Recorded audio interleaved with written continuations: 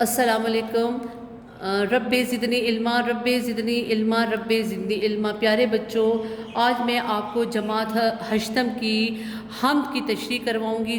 جس کے لکھنے والے الطاف حسین حالی ہیں۔ الطاف حسین حالی کو آپ نے نثری اعتبار سے پڑھا، ان کی حالات زندگی کے بارے میں پڑھا، لیکن جب ہم ان کو شاعری کے اعتبار سے ان کی ادبی حیثیت جو ہے وہ پڑھیں گے تو وہ جدید قدرتی اردو شاعری کے بانی ہیں۔ انہوں نے سر سید کی فرمائش پر مشہور نظم مد و جزر اسلام لکھی، جو بعد میں مسدس حالی کے نام سے مشہور ہوئی۔ ان کی مشہور تصنیفات میں حیات سعدی، یادگار غالب، حیات جاوید، مقدمہ شعر و شاعری اور دیوان حالی شامل ہے۔ ٹھیک ہے، تو شعر نمبر 1 ہے: قبضہ ہو دلوں پر کیا اور اس سے سوا تیرا، ایک بندہ نافرماں ہم سرا تیرا۔ شاعر کہتا ہے کہ میں ایک بہت گنہگار بندہ ہوں، اور دیکھیں نا اللہ تعالیٰ کا میرے دل پر بھی ایسا قبضہ ہے کہ میں ایک گنہگار ہوتے ہوئے بھی اپنے اللہ کی تعریف کر رہا ہوں، اپنے اللہ کی بندگی کا اظہار کر رہا ہوں۔ تو کیا مطلب کہ اللہ تعالیٰ کا ہر کسی کے دل پر قبضہ ہے، اللہ تعالیٰ کا رعب اور دبدبہ اور جلال ہر کسی کے دل پر چھایا ہوا ہے، چاہے وہ فرما بردار ہے، اطاعت شعار ہے، اطاعت کرنے والا ہے اللہ کا، یا وہ اللہ تعالیٰ کی نافرمانی کرتا ہے، لیکن اس کے دل کے کونے میں اللہ تعالیٰ کا رعب اور دبدبہ موجود ہے۔ اور اس کی مثال یہی ہے، اس کی وضاحت یہی ہو رہی ہے کہ دیکھو نا کہ میں خود، یعنی شاعر الطاف حسین حالی کہتے ہیں کہ میں ایک نافرمان بندہ ہوں اور میں بھی اپنے اللہ کی تعریف کر رہا ہوں۔ ٹھیک ہے، سمجھ آ گئی؟ دوسرا شعر ہے: گو سب سے مقدم ہے حق تیرا ادا کرنا، بندے سے مگر ہوگا حق کیوں کر ادا تیرا۔ کہتے ہیں کہ گو کا مطلب ہے اگرچہ، مقدم کا مطلب ہے اہم یا ضروری، حق تیرا ادا کرنا، بندے سے مگر ہوگا حق کیوں کر ادا تیرا۔ کہتے ہیں کہ بحیثیت انسان ہم سب کا فرض ہے کہ اللہ تعالیٰ نے ہم پر بے شمار نعمتوں کی بہچار کی ہوئی ہے۔ ٹھیک ہے، اللہ تعالیٰ ہم پر کتنا مہربان ہے۔ تو یہ ہے کہ اللہ کا بھی اب حق یہ ہے ہم پر کہ ہم کیا کریں، اللہ تعالیٰ کی عبادت کریں، اللہ تعالیٰ کے احکامات کو مانیں، اور جس راستے سے اللہ نے روکا ہوا ہے ہم اس راستے سے رک جائیں، اور جس راستے پر چلنے کی ہمیں ہدایت ہے ہم وہی راستہ اختیار کریں۔ تو کیا کہتا ہے: لیکن اللہ کے تو ہم پر اتنے احسانات ہیں، اللہ تعالیٰ کے ہم پر اتنے احسانات ہیں جس کو گنا نہیں جا سکتا، اور ہم ایک اتنے کمزور انسان ہیں کہ ہم اللہ تعالیٰ کا حق ادا نہیں کر سکتے، چاہے ہم جو کچھ بھی کر لیں، چاہے ہم لوگ جس حد تک بھی یہ لوگوں پر ظاہر کر لیں کہ جی ہم نے اللہ کا حق ادا کر لیا، لیکن اللہ کا حق ادا ہو ہی نہیں سکتا۔ یہ دنیا کے تمام درخت جو ہیں یہ قلم بن جائے، اور سمندر کا پانی جو ہے وہ سیاہی بن جائے، اور ہم اللہ تعالیٰ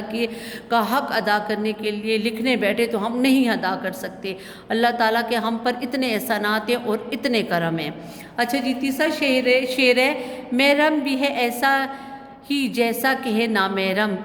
کچھ کہہ نہ سکا جس پر یاں بید کھلا تیرا۔ اچھا، محرم کہتے ہیں بیٹا جاننے والا یا دوست، اور نامحرم کہتے ہیں نہ جاننے والا یعنی بے خبر۔ اچھا، پھر کیا کہتے ہیں؟ جس پہ یاں یہ الف یا اور نون غنہ یاں ہے نا، تو یہاں کا مطلب یہ ہے یہاں، یعنی اس دنیا میں۔ بھید کا مطلب ہے راز۔ اچھا، کہتا ہے کہ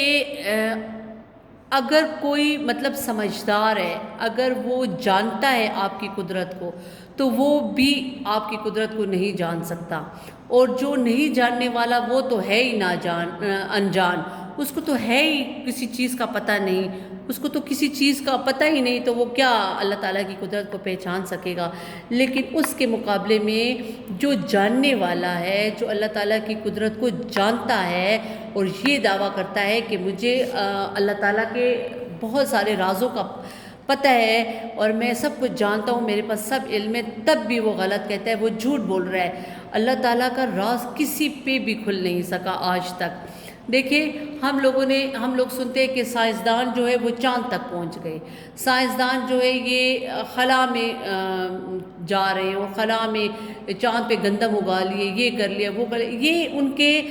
ترقی کے ذمرے میں آتا ہے کہ وہ دن بدن ترقی کر رہے ہیں، اور یہ تو اللہ تعالیٰ کا حکم ہے، اللہ تعالیٰ کا فرمان ہے کہ یہ دنیا میں نے کھیل تماشے کے لیے پیدا نہیں کی، بلکہ یہ دنیا تو میں نے اس چیز کے لیے پیدا کی ہے کہ آپ اس دنیا میں پھریں، چلیں پھریں، مشاہدہ کریں اور میری قدرت کو جانیں پہچانیں۔